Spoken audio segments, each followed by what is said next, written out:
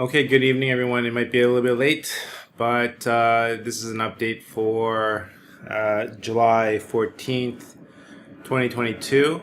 Right now, you can see here I have the TradingView platform being displayed with multiple time frames for Tesla. Tesla has this A6 which started squeezing back here June 29th, and we did play this a couple of times, especially on this BLT setup, and those were the 800 and 850 calls. Also took some lottos on the weekly 800s, which got compromised, and I don't think it's going to close those already out on Thursday. Now, after the pullback, this nasty little squeezing the longs or the bulls in their positions, I actually averaged down more on those 850 calls for the earnings after managing to close out more than half right around here. Actually, right around here. So now we're back. I've averaged down my cost basis on those 850 calls are around $1.60, $1.55 or something like that. And I think we bought them back here on this BLT that moved it from $2 to almost $10, and then it pulled back from 10 to 140, believe it or not, right there. But now I have I think 100. I have 110 contracts today. When I was in back here, I think I had about like 50 or 60. So basically, it's a pretty interesting setup with this A6. It's been obviously definitely squeezing, and we're trying to figure out which direction it's going to expand, because you can see clearly that there is this Bollinger Band that's contracting. Probably the Bollinger Bands are contracting into the Kellner channel, and now it's looking to break out above 758 or break down below 647 with earnings. If we look at the gap here, there's one major gap here at 567 that could be something that could be anticipated for earnings. We have an earnings run for next week, July 20th. July 20th happens to be on a Wednesday. One TGIF cycle for the 18th and 19th going into a Friday. Pit low was already kind of made right there, so I averaged down more on those 850 calls at $1.40, $1.50, and now they're trading at $1.70, and looking like it's trying to break out tomorrow, hopefully to trigger cycle one. Pushing up to 755, and then get one more push up to 792 by the 18th and 19th. Hopefully last week the TGIF cycle did not work on those Tesla trades, and that pushed it down to $600, down 6%, which definitely affected the premiums on the positions that we had. I think it was the 850 as well. So already in the pre-market, we can see that Tesla is already up maybe 1%, about 0.56, 0.6% up. If we look at the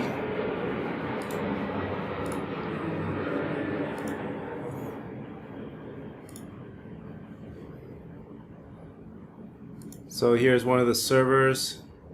You can actually see that there's a purple Darvish channel engulfing the previous Darvish channel. Not necessarily bullish or anything like that, but it does show that price has been trading in a range, a very wide range. And the upper channel here is 726. If it breaks that tomorrow, then I think we get a retest, a double top up to 763, possibly a little higher than that. It's either a double top where the double top is a lower high, or because it's earnings, then maybe we get a higher high breaking through 771 and then pulling back a little bit, consolidating, and then pushing higher into Monday and Tuesday for that earnings run. So there's a short squeeze setup. It's already, you can see that the algorithm was selling short after the sell-off on Thursday, and then immediately bounced a little bit and then chopped throughout the whole entire day, making it frustrating the traders who are looking to capture some quick profits on the weeklies, because it was a pretty choppy day until the last hour of the day. We get a bit of a power hour rally, okay, up to 696 to 714. We're in the July 22nd contracts because of the earnings being released on July 20th. So there's some earnings premium that could increase or appreciate the premiums enough such that we can avoid a little bit of that decay.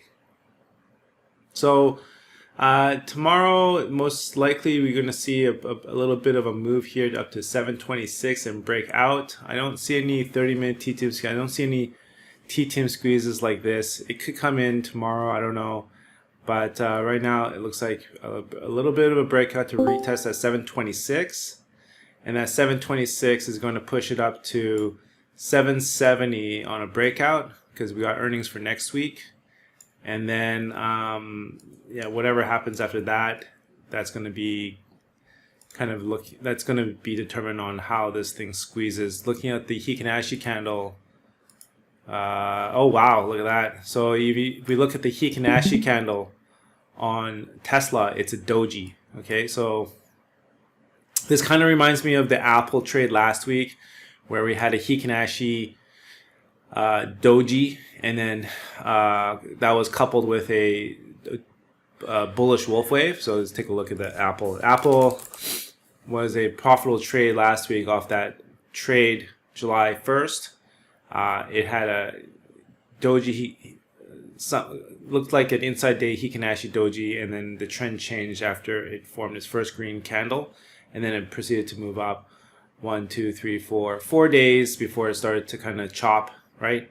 And I think the wolf wave was there. I think it's just now kind of it's disappeared.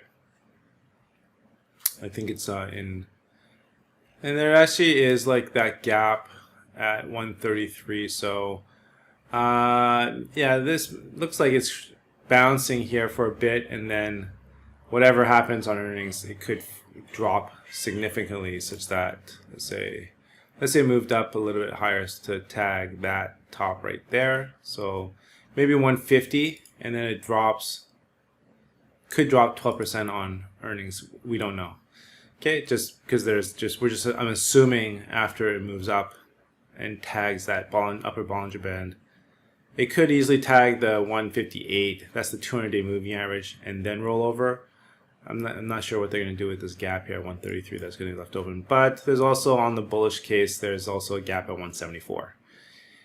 Okay, and so that actually coincides with the end of the year rally. So if the end of the year rally is going to produce a 20 to 30% move in the index, then Apple is destined to move higher into December. That's about a 20% return into the end of the year. So going back to Tesla, Tesla is my largest position. It's about, I just recalculated, it's around 15% of my account.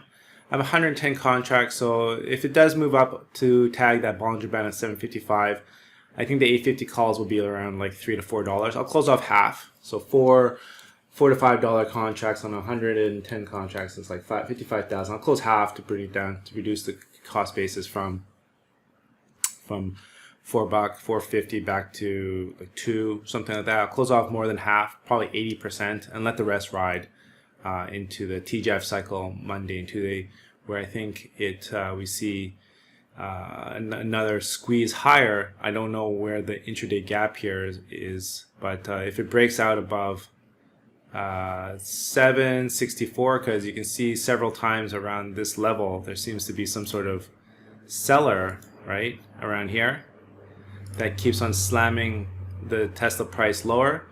But if it gives up, and you can see actually numerically the moving averages are stacking on top of each other. So if you look closely, the 6 is above the 8, the 8 is above the 21. That's technically what you need for a trend to develop. Whereas if you have the 6 below the 8 and the 8 is above the 21, that's like, even though the candlestick combination shows a BLT, which is a setup, the trend is trying to develop, and it needs the price to move around a little bit so that the moving averages can be stacked properly on top of each other. So the 50 is the main problem, because the 50 should be below the 8, 6, 8, and 21. So that this one has to drop all the way below here, which means that price needs to shoot much higher to bring all these moving averages, the short-term moving averages, 6, 8, and 21, above the 50, so that now you get a real stacked on moving averages on top of moving averages, right? 6, 8, 21, 50, and then the 200 is way up here at 900, so that's going to take a while for the price of this moving average to get below all of these ones down here. That'll take probably 200 days. All right, so my plan for Tesla is just to see what happens. That's kind of a thick BLT with a Hikanashi candle that's doji-like. So tomorrow's Friday is going to be a pretty big green day. I think the futures right now is up right now 0.4. Let me just check on the internals here. It's up 0.16, nothing significant, but there is an A6, and the VIX is, after being rejected off that 50-day moving average again, that's the second time, it's pulled back and now trading slightly under the 6 and 8, so the trend is still down. And you can see the Tesla is already up a little bit higher in the pre-market, along with Nvidia, Amazon, Apple, Boeing. A lot of the techs are up in the pre-market. All right, so I also have so Tesla is the big mover for tomorrow. Why we trade Tesla is because it's got a high beta and it's almost a 4-digit stock. So that is huge, because if you get like a nice 6, 8, 9% move on a 4-digit stock, or a stock that's close to 4 digits, the contracts move quite a lot.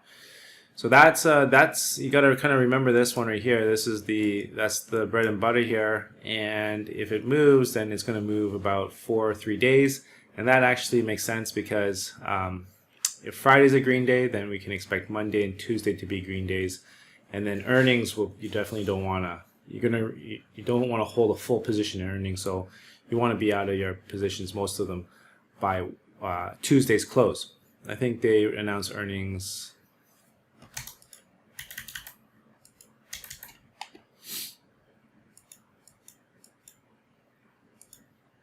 Earnings July 20th, after the close, I think.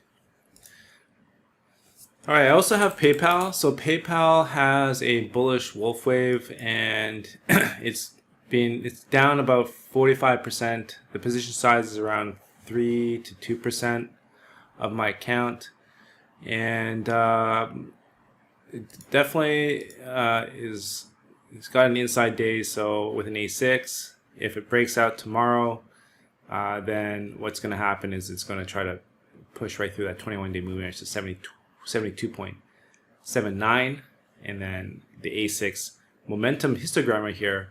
The next histogram will probably go to 0, and then start building the momentum back above 0 for 1 or 2, 3 days. On the next TGIF cycle, pushing it up to the upper Bollinger Band at 76.82. So I still have a lot of time on those, and it'd be nice to see this open up higher on Friday, so that I can kind of make sure that I know that I want to hold those for another 2 or 3 days over the weekend, and then close them off, manage those positions on Monday and Tuesday. There's a lot of other setups, like here.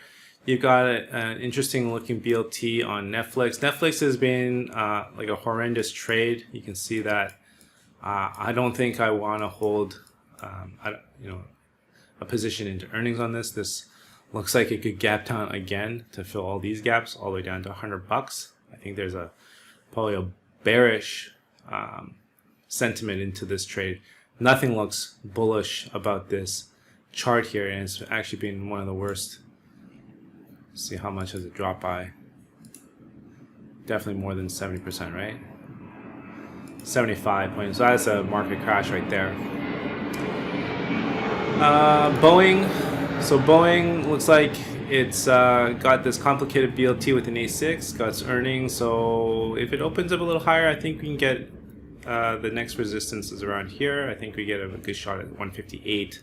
I don't think that gap is going to get filled. I think the gap will get a nice little breakout. You can see the Bollinger Band's contracting and it's trying to push and expand out of this range and make a run to at least tag that 160. Because I think there was a wolf wave target for that. NVIDIA, like I mentioned before, this one also has a wolf wave. I should have taken this wolf wave instead of the PayPal wolf wave. They're identical, and on the shorter time frame, there is a gap right here at 157. Okay, so if I turn off the after hours, go to regular trading, you can see there's a massive gap here. So I think the market is staging a short-term rally, nothing significant up to this gap fill. I think NVIDIA, once it fills this gap at 157, then markets could get a little bit tricky for next week. Overall, if we take a look at the S&P on the daily, you can see that it hasn't really done much, right?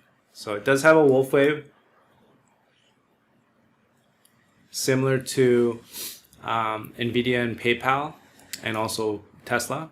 So this wolf wave here is showing that it's not looking like it's going to roll over, right? Because there's the stop loss down here, and it's rolling over. So today it bounced off some sort of support down here, and we're looking to see if it breaks out to tag that one, the 50-day moving average, and trend higher into the end of the year. If it doesn't, then on the weekly time frame, you can see that the 200-week moving average, that would be the support. So the last time it did that was COVID, and it could do that again. I think the COVID move from here to here was 36%. And then from January year to date is 23, so another 36. I don't think it's going to be identical to the COVID, but it should at least pull back to 26. That's 10% less than the pullback that we saw. And you can see the pullback in COVID was nice and quick and swift, all the way down to the 200, and overshot the 200-week moving average. Here, we had not even at that point where we're overshooting. It could overshoot, or it could bounce kind of like what it did here. We don't know. Maybe we get a little bit of a bounce up to the 21-week moving average at 4,125, and then roll over kind of like that.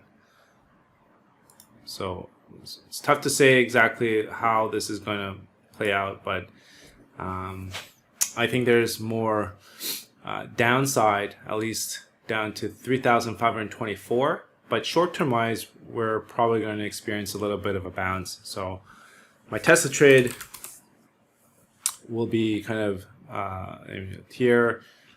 If you look at Tesla, that's a weekly BLT. So if that's the case, then the week ending for Tesla this week, the price should reach 756. That would be a BLT setup into next week, and then that would push form another weekly candle, pushing Tesla up to 824 before Wednesday. That would be the max target.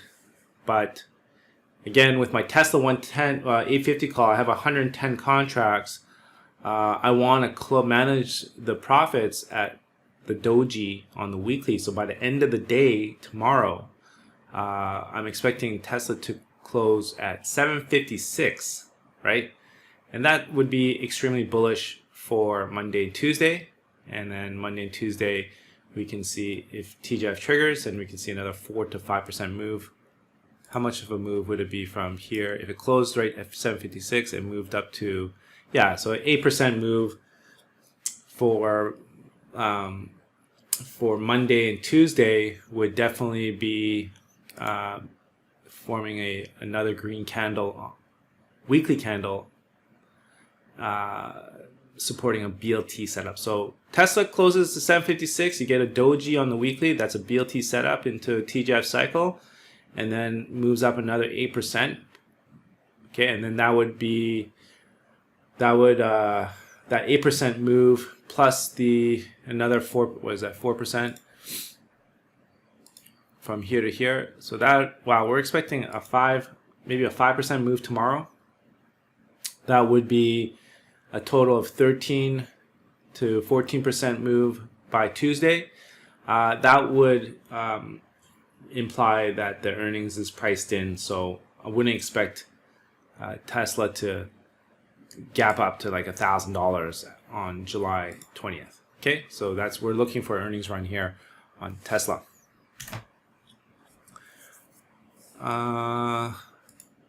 Finally, when we go to the market internals, I did show that today on Thursday the ticks went green around here.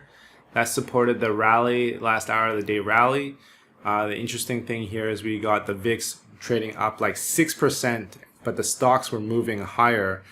And then right now you can see on the NASDAQ, we are still trading under the 6 with a TTM squeeze A6 scanning. So there's a potential for a short squeeze to push the NASDAQ up to 12,006 and then move up a little higher, because you got wave 5, the Wolf Wave 5 pivot showing an entry signal here back on July 5th. So the technical target that is projecting is around 12,717, and then there's an ATR trailing stop showing that a breakout move would be 12,505. We're in tech, so if this breaks out, forms a massive green candle that pushes it back above the 6-day moving average, retesting this last attempt of the 50-day moving average at 12,182. Then Monday and Tuesday we should be up around here at 12,500 with a little bit of overshoot, and that would be probably the short-term top. And then you would have to reduce your risk because you'll be extended at that time, and see if the market's gonna roll over and tag that 200-week moving average on the S&P. Okay, because that's the let's look at the NASDAQ actually.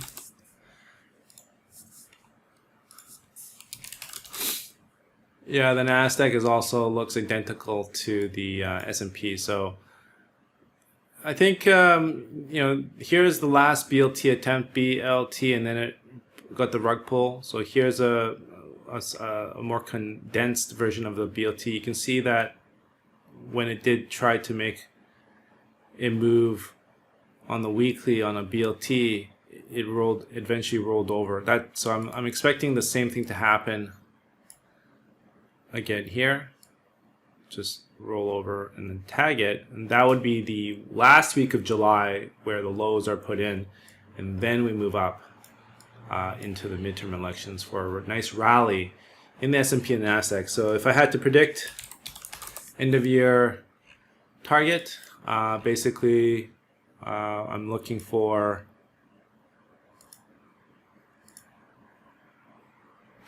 a little bit of bounce here, roll over to tag that 21-week moving average, and then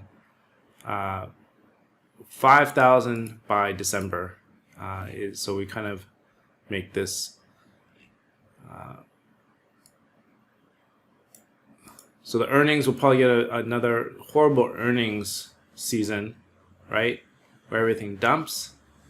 You'll bring it down to the 200 week moving average.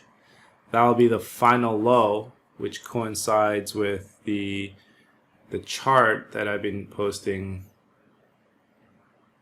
for everybody. Let me see if I can pull it up here.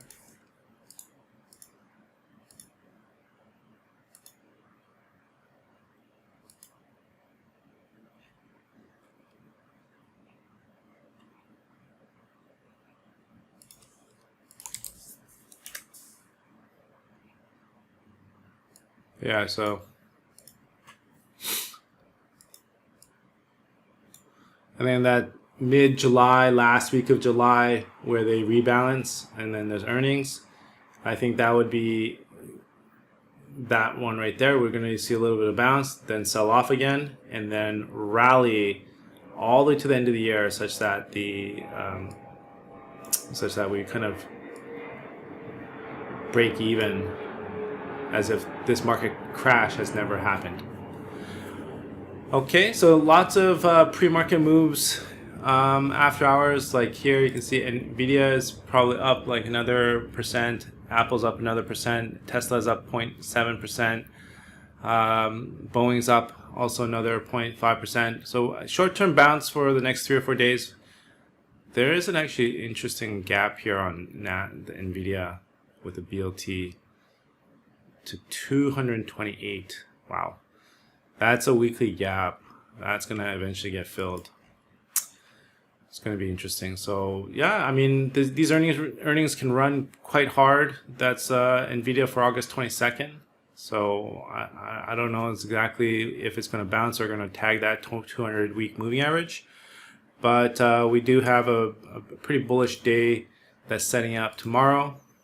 And that's most likely, I think we're going to see the NASDAQ and the S&P rally such that the NASDAQ pushes right through that 50-day moving average and extends. Once it extends, there's probably going to be a little bit of pullback on Monday, continue with the bullish flow going into Tuesday. And then we got earnings for Tesla, so I don't think I'll be holding any position into earnings, so I'll just stay flat because I'm anticipating their earnings is going to be priced in from now into Wednesday. All right, so thank you very much for your time. This is the evening update, and I'm going to post this in the YouTube channel. Thank you very much, and have a great night.